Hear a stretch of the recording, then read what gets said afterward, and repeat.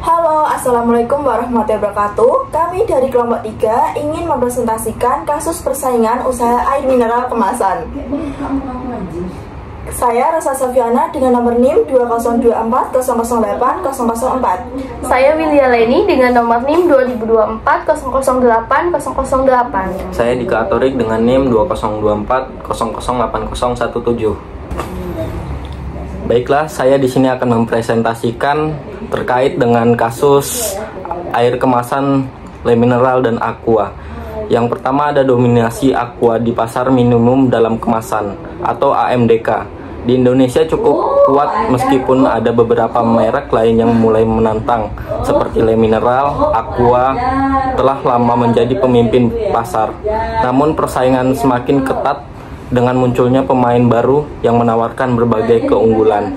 Kemunculan Le Mineral ini adalah air mineral yang diproduksi oleh PT Tirta Persindo Jaya, anak perusahaan dari PT Mayora Indah. TBK Le Mineral hadir di Indonesia sejak tahun 2015 dan dikenal dengan inovasi kemasan yang memiliki 3 lapis proteksi untuk menjaga kualitas dan kebersihan air.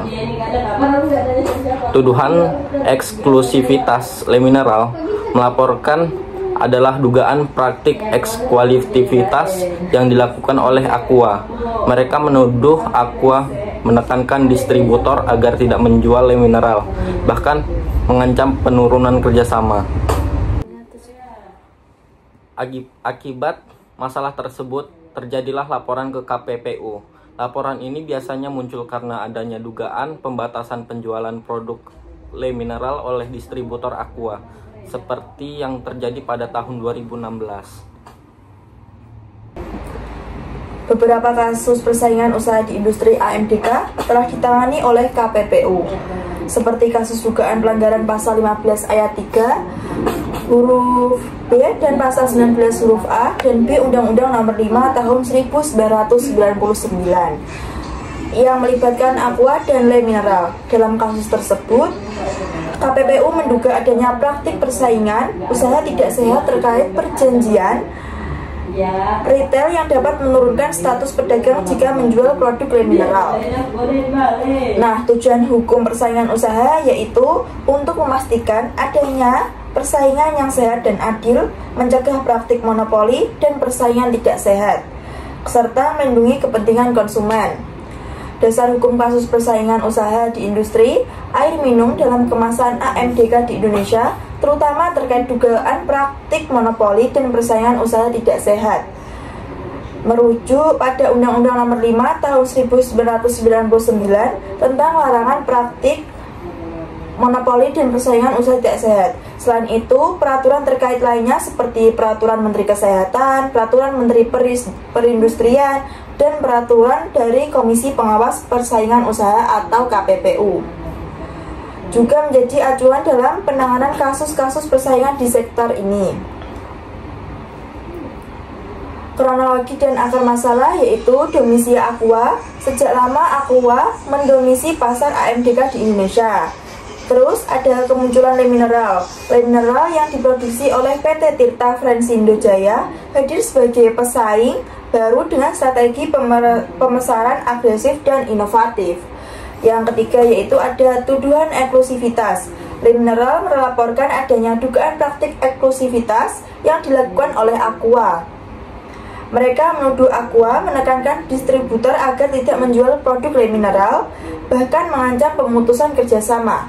Yang terakhir yaitu ada laporan ke KPPU. Kasus ini dilaporkan ke Komisi Pengawas Persaingan Usaha atau KPPU untuk ditindaklanjutin.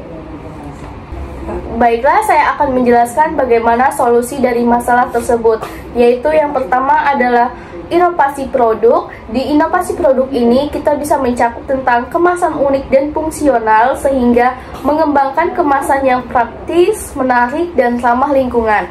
Yang kedua adalah diferensi merek. Nah, apa sih yang dimaksud dengan diferensi merek? Diferensi merek ini mencakup USP, pemasaran berbasis nilai, Dan ketiga adalah pemasaran yang efektif. Contohnya iklan yang tepat, promosi yang menarik, serta e-commerce, pemasaran digital. Yang keempat adalah memperkuat brand awareness, yaitu konsisten, keterlibatan, dan kerjasama. Nah, kerjasama ini sangat menjadi tolak ukur penentu dalam suatu pemasaran produk. Contohnya kita menyewa orang untuk mempromosikan barang dagangan kita seperti brand ambassador. Nah, hal tersebut sangat menjadi pemicu dalam persaingan pasar tersebut, karena semakin tinggi nilai produk atau semakin tinggi nilai brand ambassador yang kita pakai, maka semakin orang tertarik untuk memakai atau membeli produk yang kita jual. Dan kelima adalah memperluas jangkauan pasar. Nah, memperluas jangkauan pasar ini yaitu membangun relasi antara pengusaha-pengusaha. Jadi, ketika kita mempunyai relasi yang besar, maka hal tersebut menjadi hal utama atau menjadi salah satu utama yang bisa mempercepat atau berkembangkan bisnis kita dalam relasi tersebut. Dan yang keenam yaitu membangun loyalitas pelanggan dengan cara pelayanan prima, program loyalitas, dan umpan balik. Dengan demikian, usaha-usaha yang dapat dilakukan untuk mencari atau memecah tingkat. Dengan menerapkan solusi-solusi ini secara efektif, perusahaan air mineral dapat meningkatkan daya saing dan meraih kesuksesan di pasar yang sangat kompetitif. Baiklah, itulah solusi dari masalah yang kami ambil, yaitu kasus Le Mineral. Cukup sekian presentasi dari kami. Apabila ada salah kata, kita mohon maaf. Wassalamualaikum warahmatullahi wabarakatuh.